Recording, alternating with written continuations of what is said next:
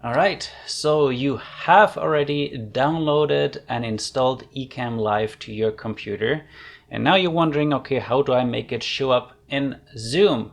In this quick video, I'll walk you through the different steps on how to set up a virtual camera that you can use in Zoom, but you can also use on Microsoft Teams, on Google Meets, on any web-based video conferencing tool, probably any video conferencing tool out there, which makes Ecamm Live so powerful.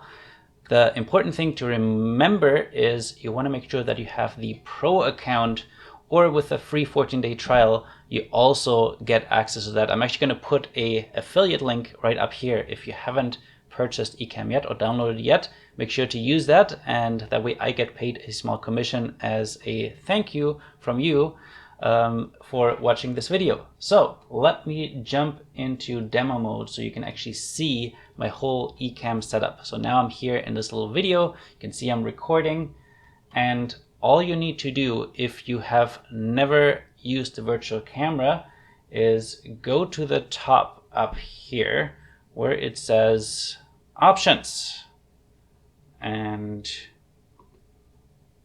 hold up, no, I was lying. I actually want you to go to output, and once you click output, there is an option for virtual cam. If you have never used virtual cam, it will ask you to install it. If you have already installed it, you can just flick this switch to on, and it will always stay on until you change it. So in this case, I am going through the whole setup. So let's click install virtual camera. It will ask me to enter my password, so don't look.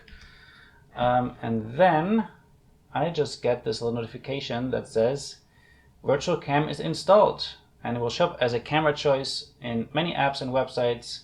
Quit and reopen any video apps when to make sure that it actually installed correctly. So let's click OK. We're going to go back up to options, and now we can see virtual camera is on, which is awesome. You're also going to see a little symbol right here with that camera. So now that this is on, let me switch back to my regular mode, and we will go into Zoom and make sure that we can actually choose it from there. So let's switch over to Zoom real quick. Here we are. And what you want to do is you want to find that little start video button at the bottom and click the little triangle right next to it. So let me do that right now. And then from here, you should see a camera that says Ecamm Live Virtual Cam. And this is the one that you want to have selected. If you have different webcams plugged in, different cameras, different devices, like if you're on a MacBook, you might have your FaceTime camera in there.